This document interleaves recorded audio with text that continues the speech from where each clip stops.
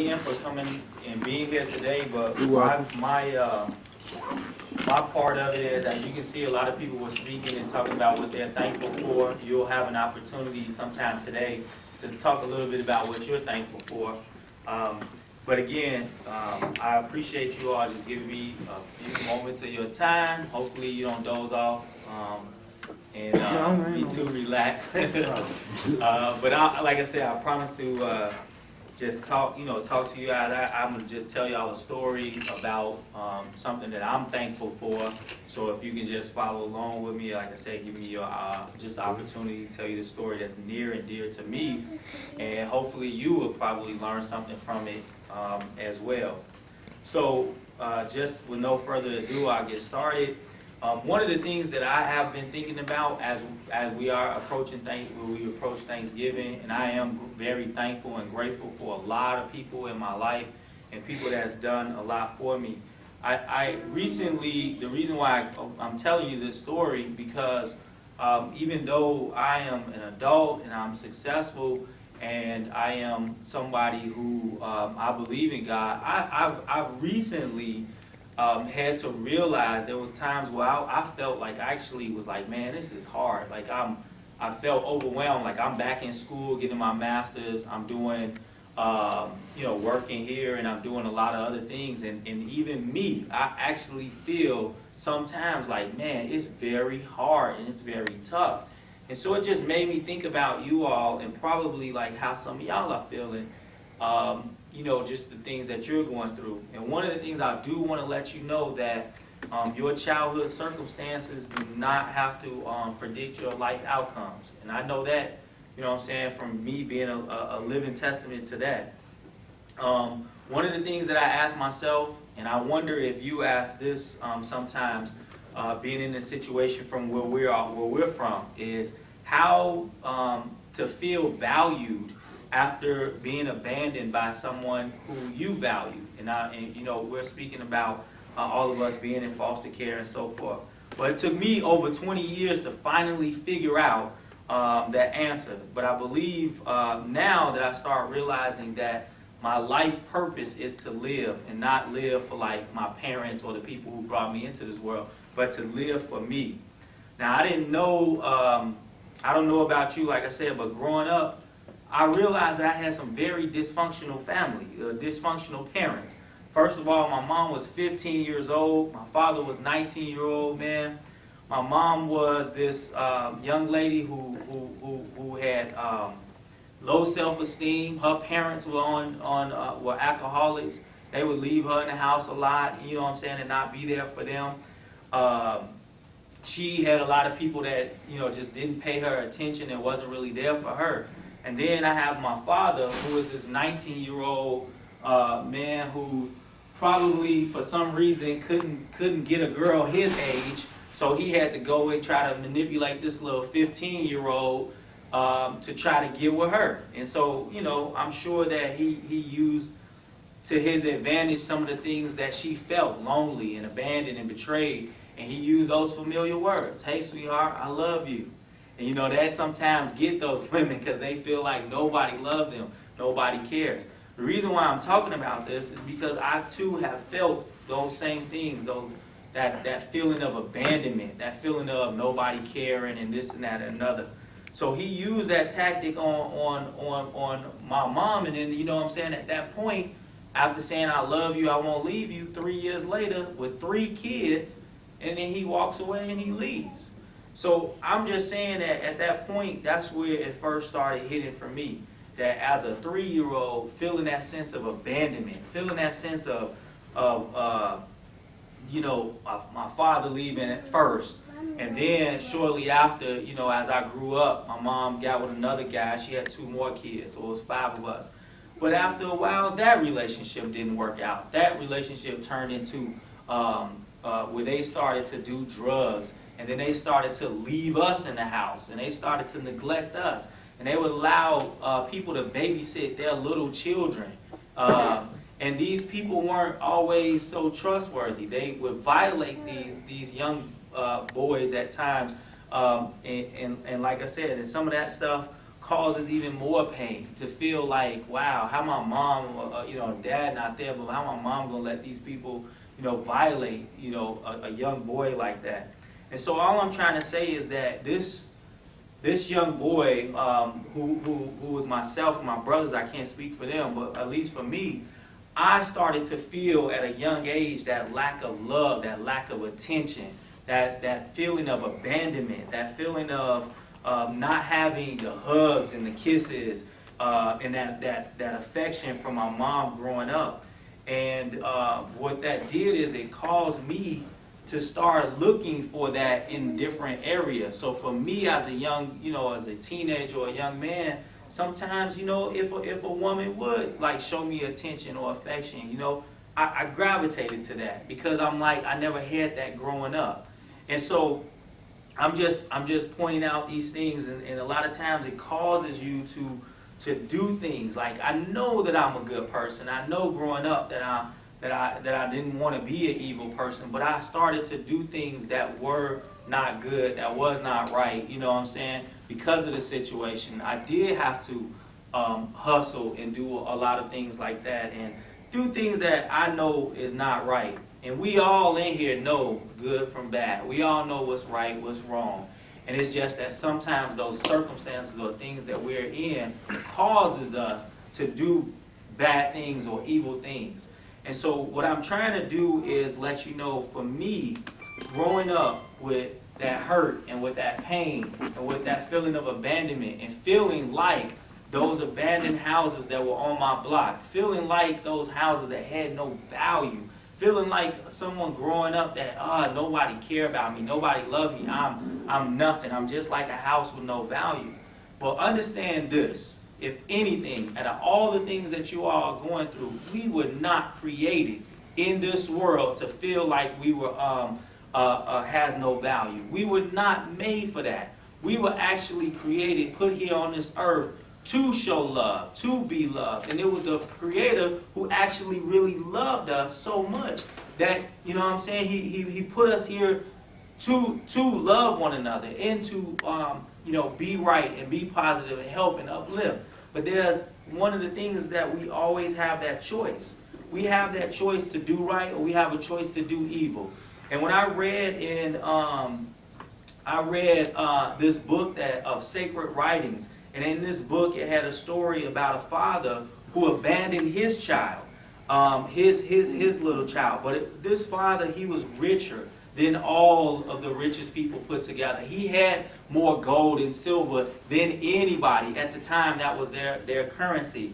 This father had everything. This father had so much that he could, like I said, he could just bless everybody with stuff. But the problem was that this man who wanted everybody to be right and do right and have everything, the problem was there were people that were out there in the world who did not want to do right, who wanted to do evil things.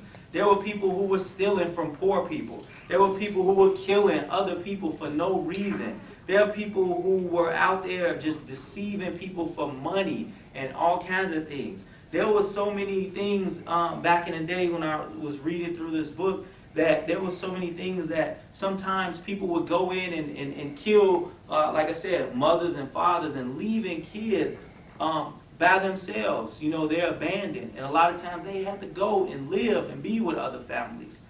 In this book, there's a passage that talk about the evil people, and it's saying like evil people should change their ways. Now this is what this passage talked about for people back in that day, and it was kind of trying to enlighten them and tell them by doing these things what kind of place it's putting them in. So it says that God's power is enough to save you. He can hear you when you ask Him for help. It is your sins, your evil doings that separate you from God. He turns away from you when He sees these evil things, because your hands are covered with blood, it says, from people that you have murdered. And you tell lies and say evil things. You can't be trusted. You lie about each other, and you depend on false arguments. When you go to court, it talks about people who just deceive people trying to go to court and get money. It just mentions that Your hands are busy sinning. You're hurting people. I kind of think of that with myself when I was young, and I would try to deceive people, and I would lie, and I didn't care. I just tried to get whatever I can, because I was hurt. I felt abandoned. I didn't feel the love, and I didn't really care about other people. So doing these type of things caused me to do evil things that I didn't want to do. But what happened was, by doing these things, this was separating me, and just like those people in those days, it was separating us from what God really wanted us to be here doing. And again, I'm trying to tell you that you may not be an evil person, but sometimes these things come upon you. But really, I know that you and I are good people. We don't want to do these things. But I'm trying to let you know that as we keep on doing things that are not right, and we keep on living and doing all kinds of evil things to hurt people, what that is going to do is cut us off. That means that at some point in our lives, where we have no more people, we have no more family, we don't have people that's going to understand us, we don't have people. I want to tell you that other people can't fill those voids of hurt. Using them, getting with this woman or this guy or that guy and all of those things, that stuff is not going to help us to fill those voids of that hurt. So this father, he sent his son. He abandoned his son. He sent his son to live with, to be raised and to grow up with this other family in this poor community. The father was a carpenter, so he taught the little boy how to be a carpenter. But that father sent his son, abandoned his son, sent his son so that he can go in and grow up and show people you don't have to live evil. You can do right things. You can do honest things. You can still make a difference in this world and show love and so forth. And so this young man, this boy grew up to be a man. And when he became a man, he would help a lot of people. He would help all those people that were poor. He helped a lot of people who had a lot of injustice, where people were mistreating them and doing wrong things. This man grew up and he was so positive, but a lot of people hated that. And you're always going to get some haters. Even when you're trying to do right, you got people that's coming against you, saying that, oh, you're doing evil things. You're not supposed to be talking like this. And, you're not supposed to be helping the poor. You're not supposed to be talking to this blind person. You're not supposed to be talking to this lady who sleeps around with men. You're not supposed to do none of that stuff. But this man was a man that said, these are the people that I'm here to help and to encourage. That it's not about everybody who's rich and doing all, whatever they can. It's about helping other people who cannot help themselves. It's about changing the path of injustice and people who are like us, who a lot of people kind of push to the side and shove and say, hey, we're nobodies, we don't care about you. This man actually came into this world specifically for a purpose, and that was to show us that there is another way. And a lot of times, I don't know, like I said, if you heard about it, you might have, you might not have. I don't know if you believe it or not believe it or however you want to do it. But this young man was abandoned by his own people. He was cursed at. He was lied on. He was sent to jail. And then eventually, as you probably know or understand the story, this same young man who came here to try to show us that there's a difference, this man was treated just like we were. And in fact, he knew that he could have gone back home to his real father and had all of that stuff. But he decided not to. He decided to sacrifice himself, regardless of all his problems. He decided to sacrifice himself. So these people sent him not only to jail, but they wanted him to die. They said, we do not want you here because you're trying to encourage too many people to do right and to do good. And I don't know if you know that story, but this man, that they said, you know what, prison is not enough for him. We're going to defeat him for good. And so they actually whipped this man. They whipped him till he was just bleeding, till, his body was just all disfigured, and you could probably not really even tell who he was. This was and they decided to, this is something that happened in the past, But they whipped this man and they beat him so bad. And what they ended up doing at the end to just make fun of him and mock him is they actually nailed him to some wood with his hands and his feet. And as he sat there, he decided, he called out, like, thinking to himself, like, I went through all of these years of life just so that I could be good all my life. And at that time, he even felt so bad, but he knew that he had to do this to show people he can be right, he can be good. But he had to show people. But on that time, man, at that time, right before he died, he yelled out to his father, and his real father, he was just calling out like, Father, why have you abandoned me? Even for that moment, he felt like his father, his real father, abandoned him. Even though all these people that he grew up and was raised by, there were people who loved him, but it was a lot of people who hated him because he was right and he was doing right. And so he was killed. He died right there as he yelled out. But before he yelled out, you know what he said? That's amazing. That really, when I heard that story, this is what got me. He said, Father, forgive them, for they do not know. And what that meant to me, and that's the reason why I'm saying that I'm so thankful for hearing this story, and I'm thankful for a lot of the things that I've gone through, is because now I've taken that story and I have started to put myself in those situations and see that I've gone through those struggles as well. And I'm sure that there's a purpose in this life for me. And each time I go through that story and I read it and I think about it, it reminds me more and more and more how similar, I try to be, and it's very, very, very hard, but it's similar that I try to be to do the right things and try to live my life right and pure. It's not easy. I mess up all the time. But the thing I like about this story is that when this man, once he died, this guy was so powerful that he died and he actually went to heaven, but he is said in these sacred writings that he left his spirit behind. His wonderful, positive, great spirit was left behind on those people who believed that they could do right and they could be positive. And that spirit, like each of us have a flesh, we're body, we're flesh, and we have a soul. But the good thing about this man is that if you believe sort of in that sense that you could be right and that you could have that connection, you can have that spirit. But in order to get that spirit, you have to believe. You actually have to confess it. You have to say that you believe, and then you actually have to start believing it, and then it's not that. You have to slowly start changing your lifestyle. You have the choice.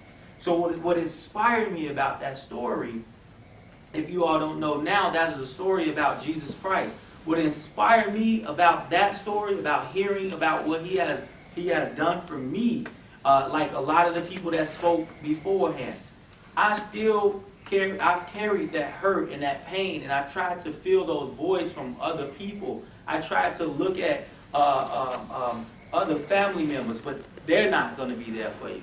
I sometimes rely on other friends and stuff like that, but sometimes they're going to disappoint you.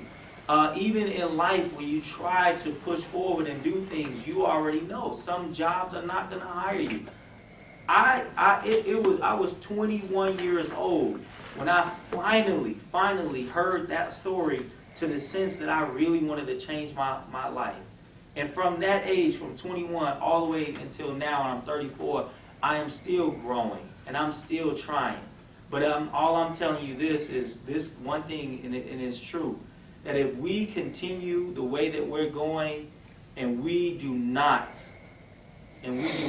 decide to take heed to that story and to believe in that same thing, that person who died for us, who said, listen, my father abandoned me. I'm going to do everything that I can to show you that there's a positive way. I'm going to do everything that I can to show you that I value you, that I love you, that no matter what people do to you, you can always rely on me. But this is the thing. This is not someone who is not real. This is someone who is real.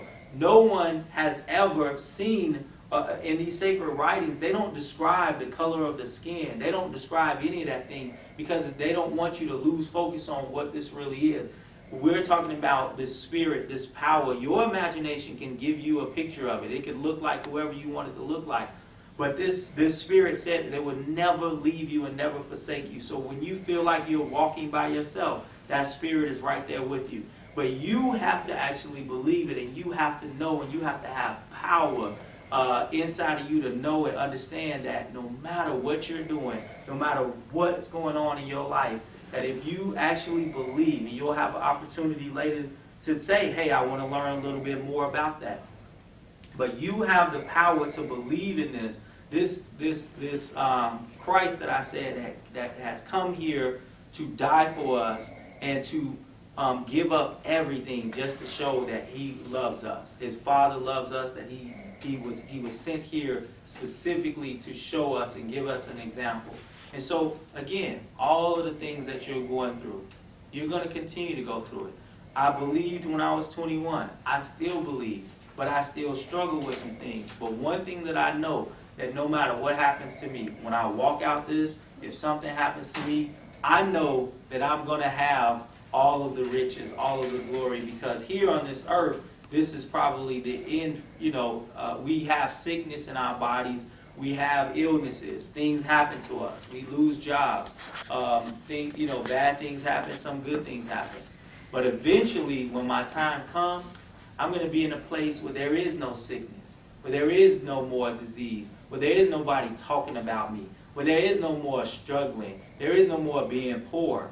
I'm trying to make sure that I go to that place. I don't know about you, but I know that I want to go there. And since I want to go there, I'm just trying to encourage any other people who decide that they want to make that change, and that you too want to at least try. At least for me, if you think about it, at least for me, I can be there and kind of encourage you along the way. But I'll tell you, it is a process. And you have that choice. You could decide to stay as you are and keep doing the things that you are and say, hey, I don't give a damn, I don't care, whatever, this is the end of it for me. That's fine. That's your choice. No one is going to force you. The thing is, you have the choice. If you decide that you do want to change and you do want a better life and you do want somebody there for you by your side all the time that you can pray to, that you can speak to, then you may decide on that. And just know that myself and other people, Antoine and other people, will support that and will encourage you and will walk with you through along that path. So before I close, I just wanted to say that again, this Christ is one that will show you value, will be there for you in the ups and the downs. Will help you get through it because you'll have that peace of mind knowing that somebody is there with you at all times. And so just keep that in mind. And then I just wanted you to take a moment I just want to play something for you real quick and just allow you to just relax your mind and think about it for a second. Just think about it as I just play this song. And I just want you to decide, like, at some point today, you could, if that is, if you're there and you're thinking to yourself, like, hey, I do want to change my mind, I do want to try to do right, then you'll have that opportunity today to, to do that. So I just want you to kind of listen to this.